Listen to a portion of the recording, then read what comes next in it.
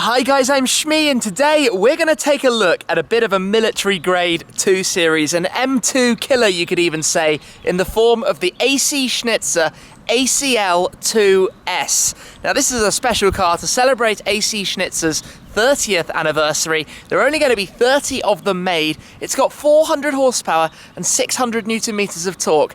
Let's check it out.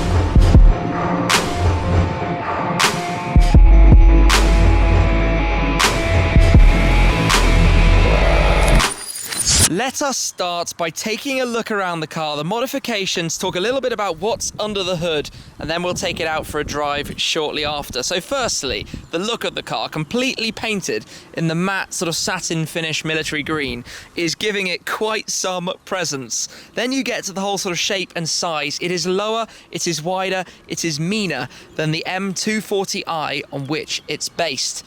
The engine, like I mentioned earlier, is taken up from 340 horsepower to 400 and 500 Newton meters of torque to 600. Those numbers are bigger than even BMW's M2, the sportiest version in the 2 Series range. So as we look around it, you can see quite a few sort of cosmetic modifications. Firstly, the wheel arches. It's 80 millimeters wider front and back, so 4 centimeters wider on all of the corners. It sits a lot lower. The lowering springs up to 40 millimeters lower at the front, 45 millimeters at the rear. You can see that stance and the aggression in the way that it sits.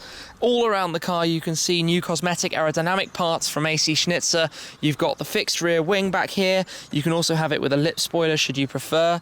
You've got the additional sort of wing at the top of the rear window. Coming down towards the back, carbon fibre diffuser, new valve controlled exhaust system with the chromed AC Schnitzer exhaust tailpipes that you can see on it here.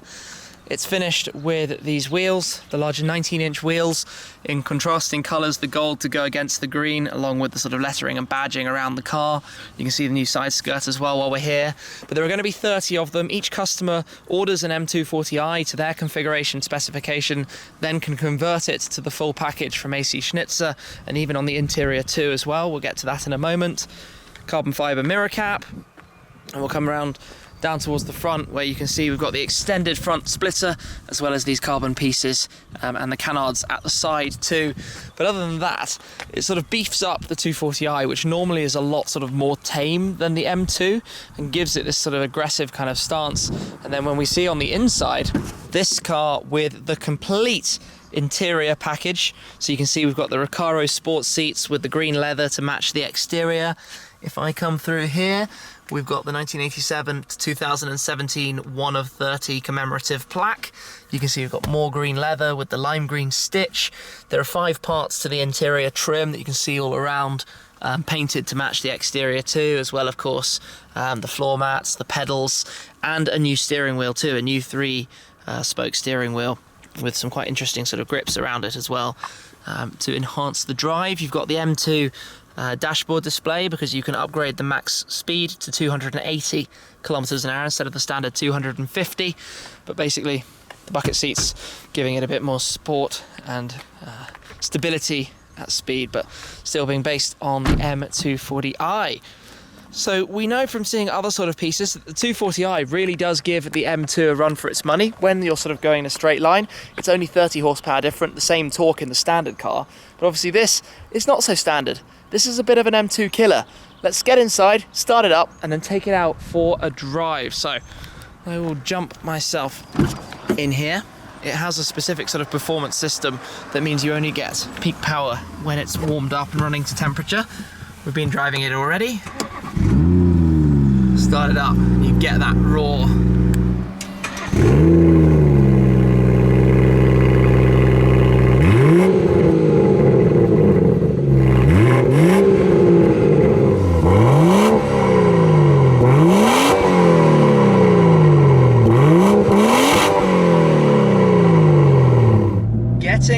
the move then. So the seats are good, the Recaro Sport bucket you would expect to be.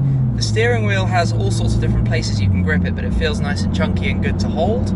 You've got the 8-speed ZF gearbox, so driving along like this, it handles brilliantly. We know and love that gearbox from many cars now, and there's a reason why everyone's using it, because it just seamlessly moves between shifts. And whether you have it in comfort mode like we do right now, or whether you put it up into Sport or Sport Plus in this car, it transforms the sort of characteristics and driving style of the car. Now I'm very quickly actually going to put it into Sport mode because I want to get a little bit more noise and the gearbox to drop down through some gears and just make it a slightly more exciting drive. Now it's not that loud. The first thing you notice versus the M2 is that it's very chilled, even with the aftermarket exhaust system on this car. So it takes sort of really driving it along, but you do feel the torque. You do feel quite a lot of torque, and even more of it as you get up through the rev range. And if I go manual on the paddles just to play around a little bit more now, we can experience a bit more of that. You've got the sort of button-like press on the back of the steering wheel. But up towards the top of the rev range, you've got sound, and you've got torque and power, and those kind of burp-like shifts. That's a similar kind of concept with the M2 and obviously the other generations of this car. But putting down, it pulls away briskly. You're never going to complain that this is not enough power. It's that 400 horsepower power band, again, that is always where the most fun can be had. Steering is a little bit funny. It feels like it's not quite so linear all the way around as you turn it, so it's taking me a little bit of time to get used to. And I had similar when I drove the M2 as well, actually. For me, it's just slightly funny. But then there it goes, and the shifts are seamlessly through.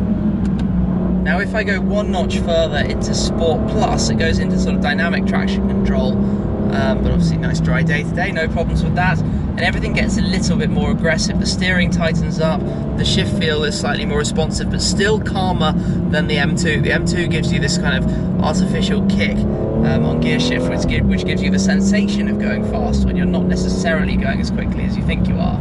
So it was an interesting one, or it is an interesting one when you put the two cars together, because the M2 always feels significantly faster than the stock M240i, whereas this M240i is definitely faster. Driving along a little bit more gently then, let's pop it back into comfort. Now this car is obviously very low, but it doesn't feel like that's a problem.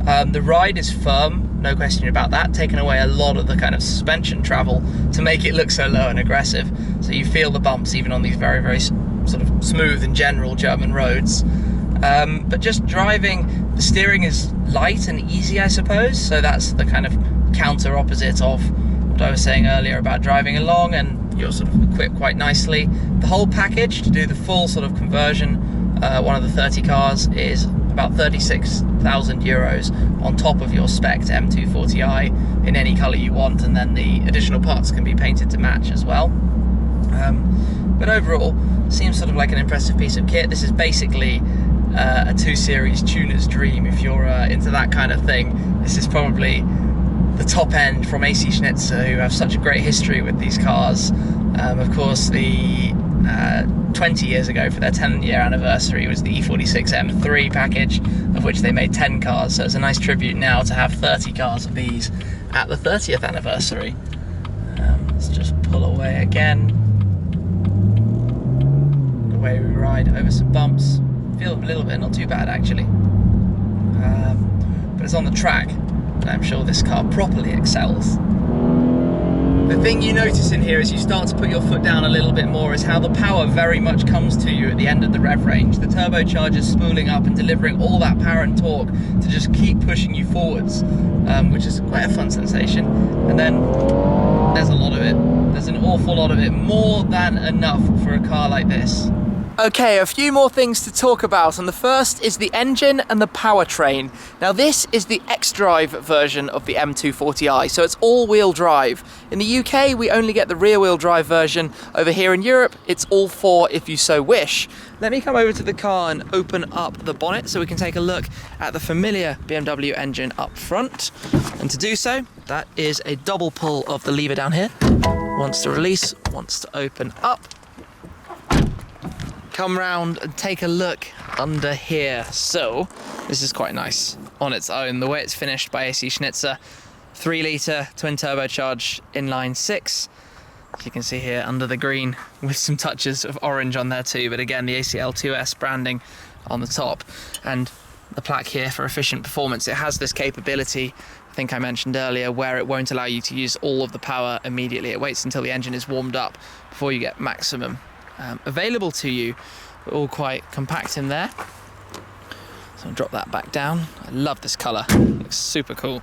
Now this is kind of a response to customer demand, and you might remember if you've seen my video when I came out to AC Schnitzer earlier in the year, I took a look at the ACL2. That was a one-off concept car based on the M240i with an M4's engine with 570 horsepower, and I think a lot of people were quite interested in that, but as a sort of feasible proposition, that's a little bit too far. This, however, is the answer, and the car that is a little bit more fun than what the 2 Series platform currently offers, with, I guess, the aggression in terms of the styling and the power output increase as well. So I've quite enjoyed driving it. I think there are a couple of things about the 2 Series in general that could be slightly more exciting. Perhaps the noise could be a little bit more dramatic, and maybe the handling for me is just a little bit funny, but that's being quite critical, because overall it is quiet, it is comfortable, it's well equipped, and it's a pretty good and quick car to drive. So big thanks to AC Schnitzer for letting me come down and give it a go. Hope you've enjoyed the video and a bit of a sort of driving impression style look and walk around of the M240i, or in this case the ACL2S. So thanks again for watching, and I'll catch up with you again very soon. Cheers!